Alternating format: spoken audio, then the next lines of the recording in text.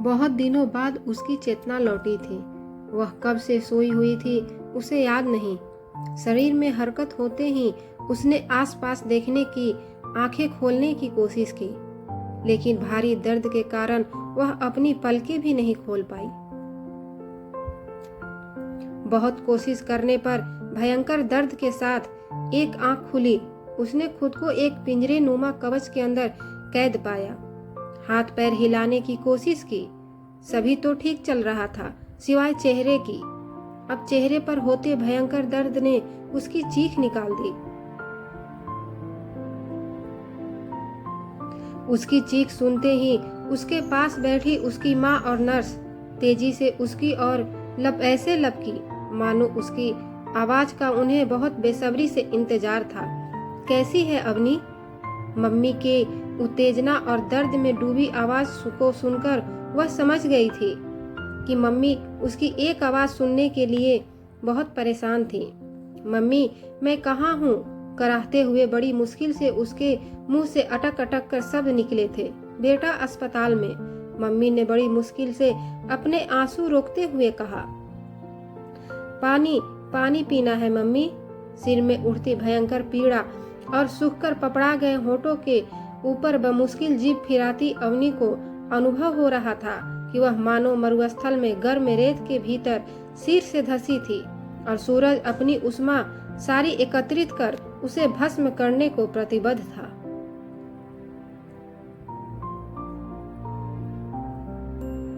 पानी? हाँ बेटा, पानी मैं अभी देती हूँ।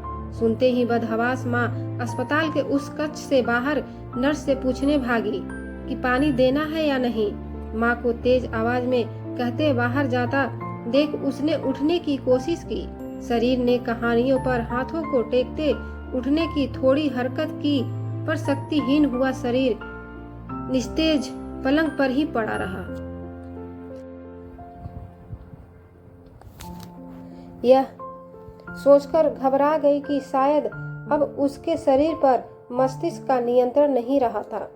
उसने याद करने की कोशिश की कि यहाँ आने से पहले आखिरी बार क्या हुआ था। सिवाय इसके उसे कुछ याद नहीं आया कि वह केमिस्ट्री लैब में बच्चों को प्रैक्टिकल डेमो दे रही थी कि तभी उसके हाथ में लिया फ्लास्क एकदम से धमाके के साथ उसके मुंह पर फट गया था। ऐसा क्या था उस फ्लास्क में? असहनीय चेहरे पर उठे दर्द ने उसकी सोचने की शक्ति को भी बहुत छीन कर दिया था। वह पुनः चेतना शून्य हुए जा रही थी कि तभी माँ भी की उसे पुकारती आवाज उसे बड़ी दूर से आती हुई सी प्रतीत हुई। ले बेटी पानी। अपने होठों पर ठंडी चमच के स्पर्श ने जैसे उसे तप्त रेत में चेतनाहीन होने से बचा लिया था। पानी को चाटती उसकी लपलपाती जीभ माँ की आंखों को पानी दे गई थी। एक आंख अभी भी पलकों के जबरदस्त चिपके होने से नहीं खुल पा रही थी। बस दूसरी आंख ही उसे अपनी माँ की धुंधले दर्शन करा पा रही थी।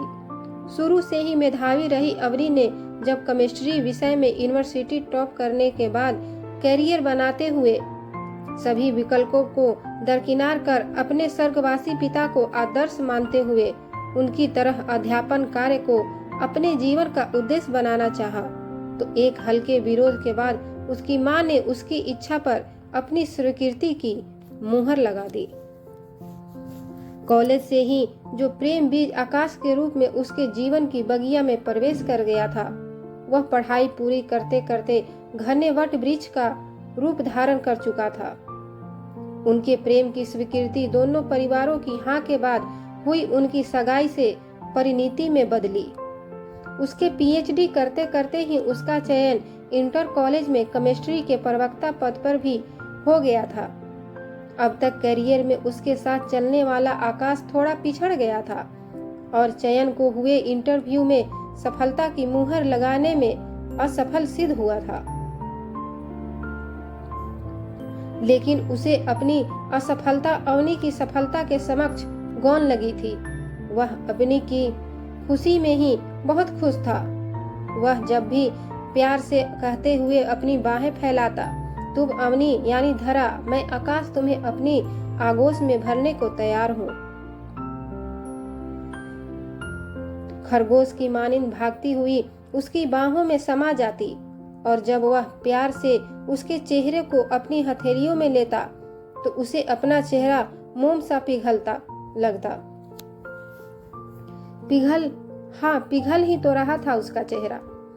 आज उसे लग रहा था मानो उसके चेहरे का मांस अपनी जगह छोड़कर पिघला जा रहा था और उसकी उंगलियां स्वयं उस तप्त मांसपिंडों चेहरों से अलग करने को बेकरार थी। वह उन्हें नोचकर उस जलन से मुक्ति पाना चाहती थी। उसने जैसे ही अपना हाथ खींचना चाहा, हाथ में लगा ड्रिप सेट स्टैंड से अटका होने के कारण स्टैंड भरभरा कर गिर गया। ड्रिप सेट हाथ के कैनुला से अलग हो चुका था। वह चीख चीख कर रोना चाहती थी, पर खींचती हुई उसके चेहरे की मांसपेशियां उससे रोने का अधिकार भी छीन चुकी थी। जहां ड्रिप सेट के गिरने से नर्स भागकर आ चुकी थी, वहीं उसकी सुबकती आवाज को सुनकर माँ उसके पास आकर रोने लगी थी। माँ का रोना सुनकर जैसे वह स्वप्न से जागी और याद करने लगी पापा से किए हुए वादे को कि वह मम्मी को कभी दुखी नहीं होने देगी। सोचकर उसने अपनी असहनीय पीड़ा को एक तरफ कर माँ से धीरे से चुप हो जाने को कहा और कहा उसे कोई ज्यादा तकलीफ नहीं थी। माँ को क्या समझ नहीं आ रहा था कि वह किस परिस्थितियों से गुजर रही थी। अवनी की बात सुनकर माँ बिना आवाज करे धीरे धीरे सुबकने लगी। आकाश कहाँ है मम्मी? कैसे सबसे महत्वपूर्ण बात याद आई। आता होगा, एफआईआर दर्ज कराई है। उसने पुलिस तेरा स्टेटमेंट लेने आती होगी। उसने माँ से पानी पीने को मांगा। नर्स तेज आवाज में चिल्लाते हुए हाथ दोबारा न हिलाने की कहकर ड्रिप सही करके चली गई। मम्मी धीरे धीरे उसके पैरों को सहलाती रही थी और वह एक बार फिर तप्त रेगिस्तान में बहते लावे में डूब उतर रही थी। आप बता सकती हैं कि आप उस समय क्या कर रही थी? एक तेज कड़क आवाज के साथ वह लावे से बाहर निकल आई थी। बेटा, इंस्पेक्टर साहब तुम्हारा स्टेटमेंट लेने आए हैं। सुनते ही एक बार फिर उसका मन बहुत तेजी से चीखने का हुआ। उसे पता था साथ में आकाश खड़ा होगा। वह आकाश से लिपटकर रोना चाहती थी। शायद उसके प्यार की बारिश उसे तप्त मांसपिंडों को कुछ देर शीतलता दे जाए। उसने अपना स्टेटमेंट दिया था, देने को कुछ खास था ही नहीं। वह रोज की तरह लेबोरेटरी में प्रैक्टिकल समझा रही थी। बहुत खुश थी उस रोज। थोड़ी देर पहले आकाश उसे अपने हनीमून के लिए फाइनल की हुई लंदन ट्रिप के बारे में बताने जो आया था। फ्लास्क में साधारण सा मिक्स सॉल्यूशन था। वह एकदम से इतना एक्सप्लोसिव कैसे हो गया? यह बात बताने में वह समर्थ थी। पुलिस ने अननोन के खिलाफ एफआईआर दर्ज करते हुए अपनी औपचारिकता निभाई। पुलिस चली गई, उसे और आकाश को अकेला छोड़कर। मम्मी भी बाहर चली गई। बस रह गया दोनों के बीच पसरा मौन और उसके दोनों हाथ पकड़े आकाश के हाथों का स्पर्श। वह बहुत देर तक अपने हाथों पर आकाश के अश्रुओं की उष्मा महसूस करती रही, पर यह गर्मी उसके जलते चेहरे पर बर्फ का काम कर रही थी। दिन गुजरने लगे। आकाश रोज आता उसका मन बहलाने को, उसे कहानियां पढ़कर सुनाता। अवनी का उपचार जारी था। डॉक्टर्स ने एक सर्जरी को बोला था। इस बीच एक दिन आकाश आया। उसकी आवाज से साफ लग रहा था कि आज वह परेशान था। उसका कहना था कहीं नौकरी न मिलने की वजह से घर पर उसे मिलने वाले तानों की संख्या बढ़ती जा रही थी। उसके कहने का ढंग था कि अवनी आज कई दिनों बाद असहनीय दर्द में भी हंस गई थी और हंसने का प्रयास करते ही उसके चेहरे की मांसपेशियां उससे एक बार फिर खुश होने का अधिकार छीन गई। वह कराहते हुए अटक अटक कर बोली, इधर तुम्हें काम न मिलने के ताने मिल रहे हैं, उधर मुझे मिली नौकरी अब व्यर्थ है। मुझे तो अब लगता ही नहीं कि मैं कभी भविष्य में दोबारा पढ़ाने योग्य भी हो पाऊंगी। काश ऐसा होता कि मेरी नौकरी तुम कर लेते। हाँ, इसमें हर्ज ही क्या है। मैं करूं या तुम, बात तो एक ही है। उस समय बाहर से अंदर कक्ष में आते हुए अवनी की मम्मी यह सुनकर ठिठक गईं, लेकिन उन्होंने उस समय कुछ नहीं कहा।